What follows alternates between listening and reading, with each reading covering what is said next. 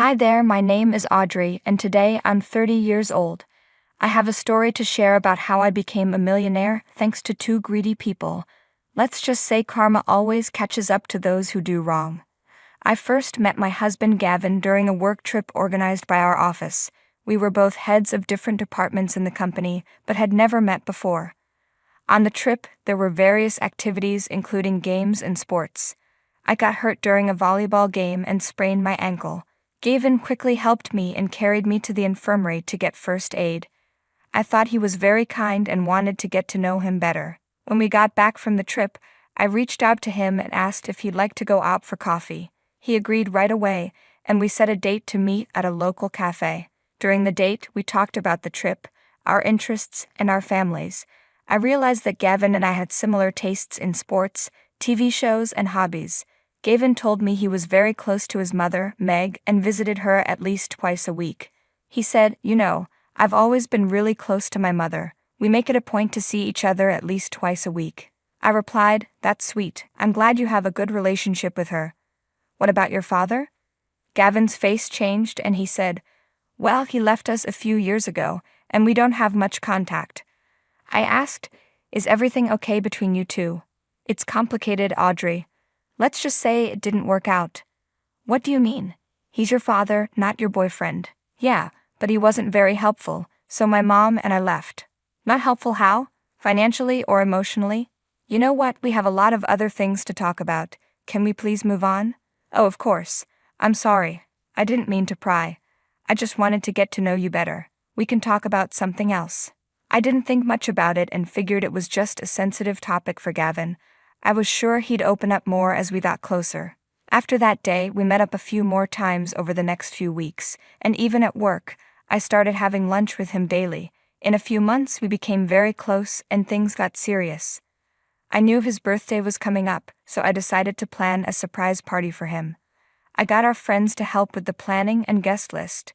Since I knew how close Gavin was to Meg, I thought it made sense to invite her to the party too. I wasn't sure about inviting his father, so I decided not to, as I didn't want anything to ruin Gavin's birthday. The day of the party arrived, and I finished decorating and setting up Gavin's apartment, then got the cake and food ready. Guests started arriving, and everyone was excited for Gavin to come. Just before Gavin was supposed to arrive, a middle-aged woman walked to the door. She was dressed in a fancy green evening gown and had a branded handbag. I walked over to her and introduced myself. Hello, I'm Audrey. You must be one of Gavin's close relatives. It's nice to meet you. How do you know Gavin? Oh, finally someone with some manners. I'm Meg, Gavin's mother, and yes, I'm the most important guest here. He's my son, Of course, Meg. I didn't mean to offend you. Gavin talks so fondly about you. Please come in and make yourself comfortable. Well, I should hope so. I practically raised him all by myself. I hope you've done a decent job planning this party. I've put in a lot of effort, and our friends have been a great help too. I hope you enjoy it. We'll see about that. Just make sure you don't get in the way of my time with Gavin. He's my boy after all. Of course, I wouldn't want to come between you two. Gavin cherishes his relationship with you, and I respect that.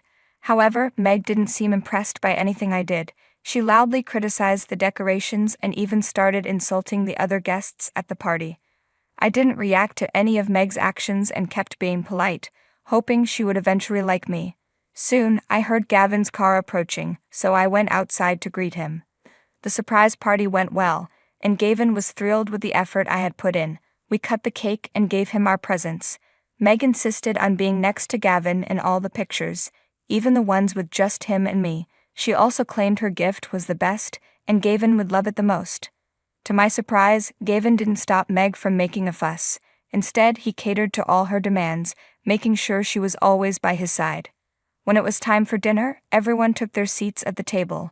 Gavin stood up to make a toast, thanking everyone for coming to his birthday party. He said he had a very important announcement to make and was glad everyone was there to hear it. Before I could react, he got down on one knee, pulled out a ring, and asked me to marry him. I was overjoyed and cried happy tears before excitedly saying yes. Everyone cheered and congratulated us, but I noticed Meg got up and left the table. Confused, I pointed it out to Gavin. Babe, your mom left the table. Is everything okay? We should find her and get her blessing. She'll be upset if we don't. Gavin replied, But why do we need her blessing? This is our decision, isn't it? Babe, you know I always talk to my mom about important decisions. We're really close and I value her opinion. I get that she's important to you, but isn't this about us? Shouldn't we make decisions together? Of course we do, but I can't ignore her. She means a lot to me. Can we just find her and talk to her about giving us her blessing? I started to feel concerned. No one should be that dependent on their parents, but I let it go because I loved him and wanted his mother to approve of me too. We searched for Meg all over the house but couldn't find her. Eventually, we saw her sitting quietly in the backyard. We approached her and asked for her blessing, which she reluctantly gave after Gavin asked. Gavin apologized, saying, Mom, I'm sorry I didn't talk to you before proposing to Audrey. It just happened in the moment and I thought it was the perfect time. Meg responded, Well, Gavin, you usually discuss big decisions with me. I felt left out this time. I know, and I didn't mean to upset you. I planned to talk to you the next day, but the surprise party changed everything. I understand it was unexpected, but you should have found a way to talk to me before making such a big decision. You're right, Mom. I should have. I got caught up in the excitement, and Audrey has been so amazing and supportive. I wanted to show her how much she means to me. I can see you really love her, Gavin. I just want you to remember to include me in your life, especially with important matters. I promise, Mom, I'll work on communicating better with you. You're an important part of my life, and I want you to be part of Audrey's and my journey together. That's all I ask, dear. I decided not to listen to the rest of their conversation because I started feeling like I was eavesdropping, even though I wasn't. As I walked away, I heard Meg telling Gavin that I wasn't good enough for him, that he should reconsider marrying me, and that I wasn't beautiful enough and was only interested in Gavin for his money. I ignored Meg's taunts and pretended I didn't hear them. Over the next few weeks, we started planning our wedding. Meg didn't help with any of the preparations. She tried to dictate which dress I should wear and threw a tantrum when I told her I wanted to choose my own. She also met with me a few times to tell me that I should pay more than half of the wedding expenses, saying I was lucky to be marrying Gavin and needed to contribute. I didn't take these incidents to heart, thinking she would warm up to me once we were married. Finally, after weeks of planning, my wedding day arrived. I was in my dressing room, surrounded by my bridesmaids and my mother, getting ready. Everyone told me how beautiful I looked in my flowing white dress. Then I heard a knock at the door and saw Meg walk in. To my shock, she was wearing a white wedding dress. Why are you wearing a wedding dress? I asked. Today is my son's wedding day, and it's more important to me than anything else, Meg replied. I chose to wear this dress to highlight my significance as the mother of the groom. I understand it's an important day for you, but isn't it customary for the bride to wear white? It might take away from Audrey's moment, my mother pointed out. Well, that's not my concern, Meg said. Gavin is my only son, and I deserve attention on this occasion too. Of course, Meg, my mother said, but today is primarily about Audrey and Gavin's love and commitment. It's their special day. I know that, but I'm just making a statement. My presence here matters as much as anyone else's, Meg insisted. I was furious but decided not to cause a scene and ruin the day. The rest of the ceremony went well. We exchanged vows and rings, and it was emotional for both of us since we had been waiting for this day for a long time. During the wedding planning, I had asked Gavin to handle the guest list. I noticed he hadn't included his father and asked if he was sure about that decision. Gavin said his father had abandoned them and had no place at such an important celebration. I wanted to change his mind but decided to drop the subject, not wanting to upset him. The months after our wedding were blissful. We spent every moment together and started planning to buy our own house. Gavin and I had always wanted to live together, but decided to get married first before making such a decision. We began house hunting, spending a few hours every day looking for our dream home.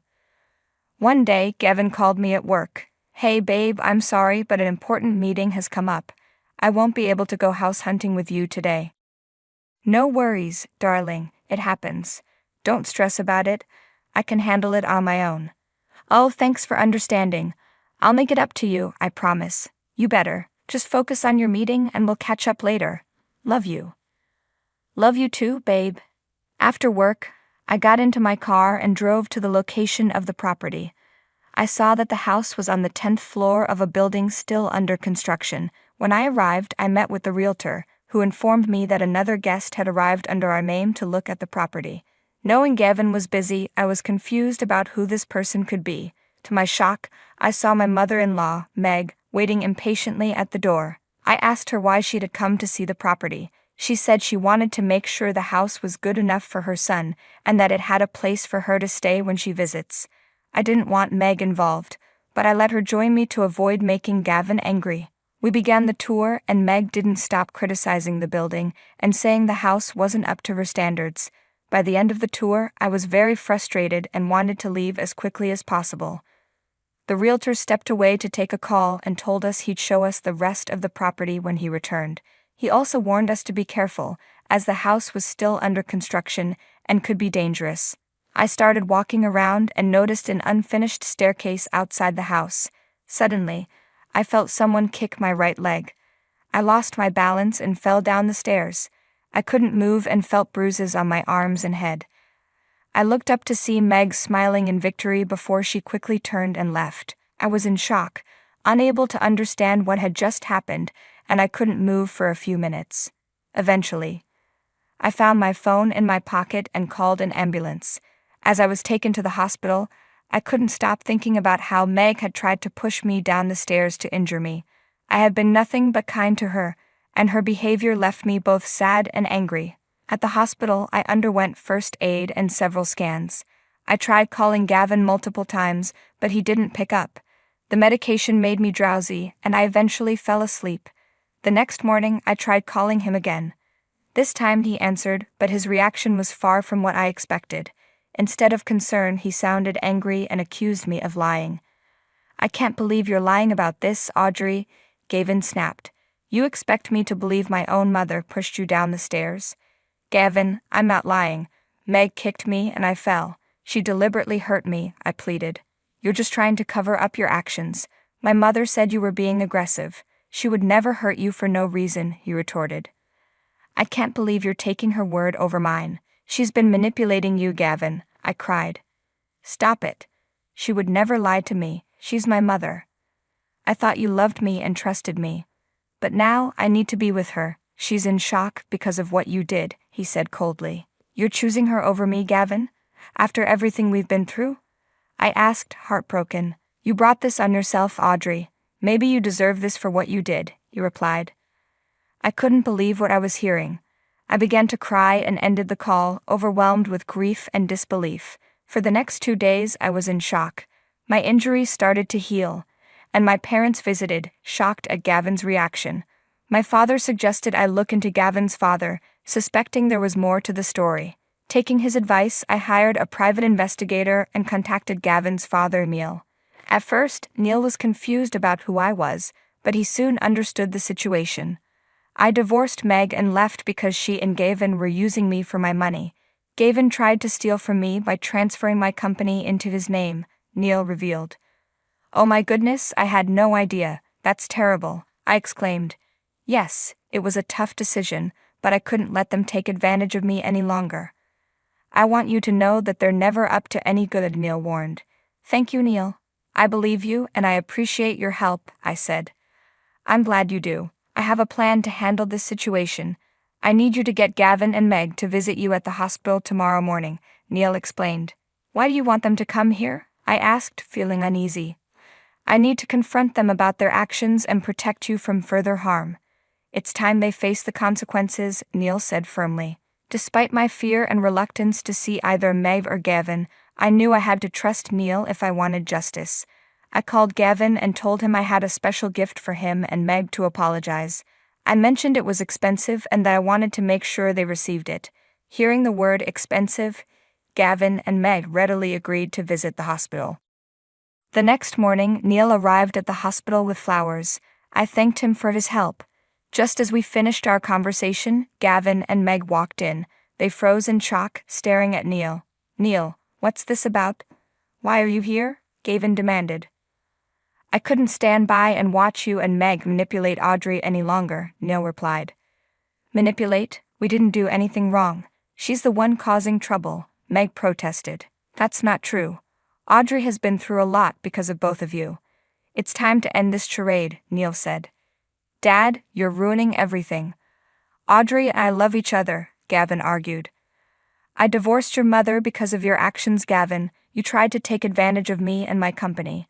I won't let Audrey face the same thing. These are divorce papers, Gavin, so Audrey can finally be free from your toxic influence, Neil announced. Meg snatched the papers from Gavin and screamed when she saw the $40 million inheritance that was supposed to go to Gavin would now go to me. Both Meg and Gavin's jaws dropped, and they began arguing with Neil before resorting to begging him to change his mind. Neil stood firm, telling them they deserved this for trying to hurt someone innocent like me. He then called hospital security to remove them from the room, and they were dragged out. I had gone through hell, but finally I got my revenge. Afterward, I maintained a good friendship with Neil, grateful for his help in ending the nightmare.